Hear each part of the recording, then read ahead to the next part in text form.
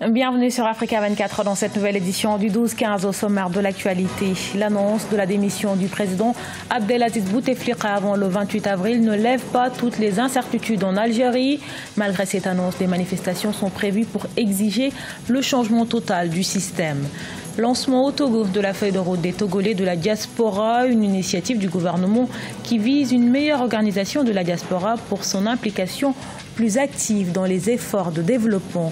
Et puis découverte de la centrale d'achat des médicaments essentiels génériques et des consommables médicaux au Burkina Faso. L'organisme veille à faciliter l'accès des médicaments aux populations.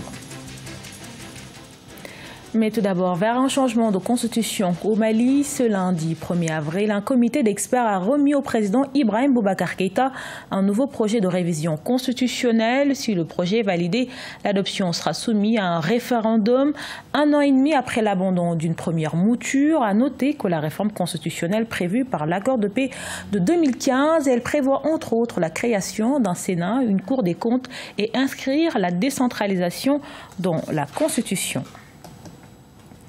La date exacte n'est pas encore connue, mais d'ici le 28 avril, le président algérien Abdelaziz Bouteflika devrait démissionner. Ce lundi, l'annonce a été faite via communiqué de la présidence de la République. Après 6 semaines de mobilisation historique, le peuple algérien a obtenu ainsi ce qu'il souhaitait. Toutefois, la mobilisation se poursuit dans le pays. Malgré l'annonce de la démission du président, les manifestants exigent un changement radical du système. On écoute à ce propos le journaliste algérien Faisal Metaoui.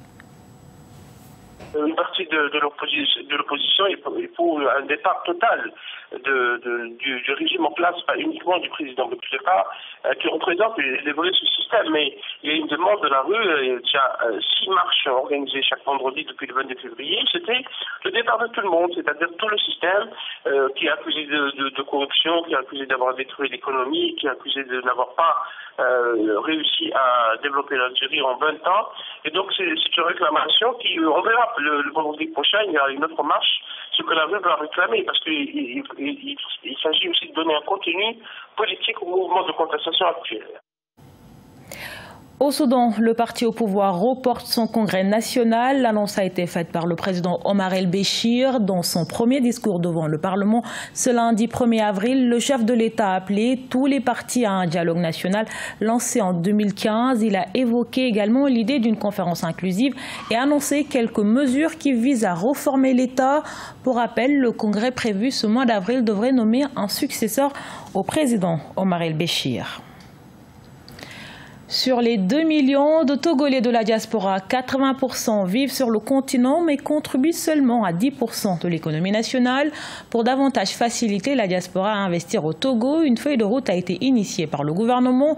Elle entre en ligne avec les décisions prises depuis 2005 en faveur des Togolais de l'extérieur. Les précisions de notre correspondante MFA Kofi. Ils sont plus de 2 millions de Togolais à vivre à l'étranger. Leur contribution à l'économie nationale représente 8 à 10% du produit intérieur brut du pays. Une contribution relativement faible selon le ministère des Affaires étrangères et de l'intégration africaine qui vient de mettre en place une feuille de route déclinée en 3 axes. Objectif, permettre une plus forte implication des Togolais de la diaspora au développement national. Un premier axe qui concerne la valorisation des compétences des Togolais. Le second axe concerne la communication entre le gouvernement et la diaspora. Et donc le troisième axe qui s'occupe de la protection et de la défense des intérêts des Togolais de l'extérieur. Pour l'année 2017, les Togolais de l'extérieur ont fait entrer au pays plus de 430 millions de dollars, mais c'est seulement 10% qui ont contribué à l'investissement national. Nous espérons que les Togolais de l'extérieur dans les différents pays vont s'associer à l'initiative et porter eux-mêmes cette initiative. Et en tant que gouvernement, nous allons les accompagner afin que les problèmes de la diaspora puissent être réglés beaucoup plus facilement. Pour plus d'investissements, le gouvernement prévoit également un forum économique des Togolais de l'extérieur les 28 et 29 novembre à Lomé. La contribution de la diaspora à l'économie nationale devra désormais se faire selon le plan national de développement qui s'étend sur la période 2018-2022. La Côte d'Ivoire connaît une croissance économique soutenue de 8,5% en moyenne depuis 2011. Le pays veut opérer une transformation structurelle de son économie afin de se développer par l'industrialisation. Le gouvernement veut transformer localement 50% des matières premières agricoles du pays. Olivier Diacoton, notre correspondant en Côte d'Ivoire. Vers la transformation structurelle de l'économie ivoirienne par l'industrialisation. Le pays connaît une forte croissance de 7,4% en 2018, portée essentiellement par l'exportation des matières premières agricoles. L'ONUDI, Organisation des Nations Unies pour le développement industriel, préconise une industrialisation basée sur la transformation des matières premières qui serait un avantage comparatif pour la Côte d'Ivoire. Je souhaite qu'avec une bonne exécution et une bonne programmation et la performance du secteur privé, nous puissions atteindre l'industrialisation qui conduira à la prospérité économique du pays. Le secteur privé ivoirien, moteur de la croissance économique, réclame un cadre réglementaire incitatif afin de développer le tissu industriel et transformer toutes les matières premières agricoles. Une politique industrielle réussie ne peut être réalisée sans une adéquation parfaite entre ce secteur privé et également les politiques, le cadre général mis en œuvre par le gouvernement. Premier producteur et exportateur mondial de noix de cajou, la Côte d'Ivoire ne transforme que 6% de la production. Au niveau du cacao, dont il est également premier producteur mondial, la Côte d'Ivoire ne transforme que 500 000 tonnes sur une production d'1,7 million de tonnes en 2017. Le gouvernement veut transformer localement 50% des matières premières agricoles du pays. Également dans l'actualité, le traitement des maladies et l'approvisionnement en médicaments coûtent très cher aux pays africains. Pour y remédier, plusieurs stratégies de financement ont été mises en place, notamment la couverture universelle mondiale. Au Burkina Faso, la CAMEG, centrale d'achat des médicaments essentiels génériques et des consommables médicaux, veille à ce que les produits soient fournis à des prix abordables. Les précisions d'Ange Bijou-Noménion.